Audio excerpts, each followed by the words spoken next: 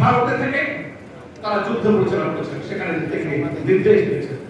শুধুমাত্র মেজর জিয়া রহমান স্বাধীনতা যেমন ঘোষণা দিয়েছেন, শুধুমাত্র জিয়া রহমান বাংলাদেশের অভ্যন্তরীণ থেকে সম্মুখ সমরে যুদ্ধ করে বাংলাদেশকে স্বাধীন করেছেন।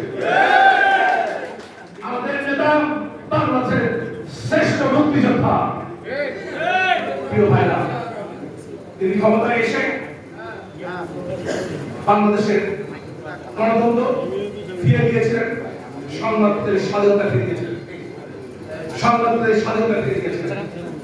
যিনি যখন ক্ষমতায় আসে তখন বাংলাদেশে ৭৫ সালে সেই সরকার বাংলাদেশের মানুষের মুখে খাবার দিতে পারেনি, অন্ন দিতে পারেনি, বস্ত্র দিতে পারেনি, সম্পূর্ণ একটি ব্যর্থ সরকার। যে সরকার জাতীয় সংসদে ঢুকেছে, সেই সরকারের প্রধানমন্ত্রী হিসাবে ১৫ মিনিটের মাথায় যিনি রাষ্ট্রপতি হিসেবে বের হচ্ছেন, সংসদে আইন প্রণয়ন করেছে, যখন তিনি বাঁচবেন তখন দেশের রাষ্ট্রপতি থাকবে, তিনি মারা গেলে তার পরিবারের সদস্যরা সে রাষ্ট্রপতি হবে। যিনি গণতন্ত্রের স্বপ্ন জেগে বাংলাদেশের মানুষকে স্বাধীনতা সংগ্রামে আহ্বান জানিয়েছেন, ক্ষমতায় এসে দেশের জনগণের সাথে বেইমানি করে গণতন্ত্র হত্যা করেছে। বাংলাদেশের মানুষ ৭২ ৭৫ দুর্বিষহ দুঃশাসনের পত্রিকা লিখতে আমার সমস্ত পত্রিকা বন্ধ করেছে। এমন অবস্থার মধ্যে যে আমার ক্ষমতা এসেছিলেন, দুর্ভিক্ষের বিরুদ্ধে বাংলাদেশ যে আমার ক্ষমতা আসার পরে মাত্র ২ বছর মাথায় বাংলাদেশকে খাদ্য সরবরাহ করেছিলেন। আমরা দেখেছিলাম ৭২ ৭৫ মানুষ ক্ষুধার জ্বালায় ঢাকার রাজপথে ডাস্টবিনের মধ্যে এক টুকরো নোংরা খাবার নিয়ে কুকুর আর মানুষ যুদ্ধ করেছে। সেই অবস্থা থেকে আমাদের নেতা বাংলাদেশকে খাদ্য সরবরাহ করেছেন। মাত্র ৩ বছরের মাথায় পৃথিবীর মানচিত্রে জিয়া রহমান বাংলাদেশকে একটি খাদ্য রপ্তানিকারী দেশে পরিণত করেছেন। প্রিয় ভাইরা, আমাদের আদর্শের জন্য যিনি ১৯ দফা কর্মসূচির মধ্য দিয়ে মাত্র ৩.৫ বছরে বাংলাদেশের অর্থনীতি সরকারের বাংলাদেশ, অর্ধেক খাদ্যের স্বয়ংসম্পূর্ণ বাংলাদেশ, বাংলাদেশকে আন্তর্জাতিক বাংলাদেশে পরিণত করেছিলেন, সেই জিয়া রহমান এখন থেকে আমাদের একমাত্র আদর্শের নেতা। প্রিয় ভাইরা, আমাদের প্রিয় নেত্রী যিনি কোনদিন রাজনীতি করেনি, জিয়া রহমানের হত্যার পরে এই জাতীয়তাবাদী দলের নেতা না হওয়ার পরে তিনি রান্না বক্সে বাস করে এসেছিলেন। ৯ বছর আন্দোলনের সংগ্রাম করে বাংলাদেশ থেকে স্বৈরাচারী পতন করেছিলেন সেই নেত্রী আমাদের প্রিয় দেশনেত্রী বেগম খালেদা জিয়া, আমাদের একমাত্র নেত্রী।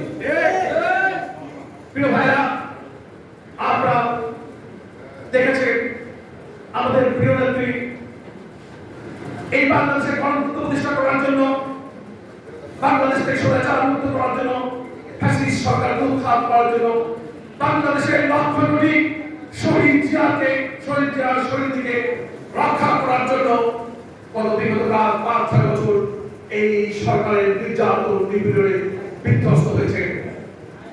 এই সরকারের একটি ফরমাইশি মিথ্যা মামলার মধ্য দিয়ে আমাদের বিরোধীকে ২ বছর নির্যাতন করা হয়েছে, নির্যাতন তালাশ করা হয়েছে। গত কয়েক বছর তাকে গৃহবন্দী করে রাখা হয়েছে, তাকে তার রাজনৈতিক অধিকার থেকে বঞ্চিত করা হয়েছে, তার সামাজিক অধিকার থেকে বঞ্চিত করা হচ্ছে, তার চিকিৎসা অধিকার থেকে বঞ্চিত করা হচ্ছে। প্রিয় ভাইরা, আজকে এই সমাজসেবী দলের নেতাকর্মীরা ওয়ার্ড পর্যায়ে কোন নেতা যদি সামান্য অসুখ হয়, হাঁচি কাশি জ্বর হয়, তারা বিদেশে চিকিৎসা করতে যান। আর স্বাধীনতা ঘোষণে শহরতলী বাংলাদেশের সবচেয়ে জনপ্রিয় নেত্রী, যিনি বাংলাদেশকে গণতন্ত্র উপহার দিয়েছেন, বাংলাদেশ থেকে স্বৈরাচার উৎখাত করেছেন, তিনি চরম অসুস্থ হতেও বিদেশে চিকিৎসা নির্বাচিত হচ্ছে। তার মেডিকেল বোর্ডের চিকিৎসকরা বারবার বলেছেন এই বয়সে এই চরম অসুস্থতার মধ্যে তার যদি উন্নত বিশ্বে ইউরোপ আমেরিকা যদি তাকে পাঠিয়ে যদি লিভার ট্রান্সপ্লান্ট করা যায়, আল্লাহর রহমতে সে হয়তো আরো 15-20 বছর হায়াত পরে বেঁচে থাকার সম্ভাবনা রয়েছে। এত কিছুর পর আমাদের প্রিয় থেকে তার সুচিকিৎসা বিদেশের চিকিৎসা অধিকার থেকে বঞ্চিত করা হচ্ছে।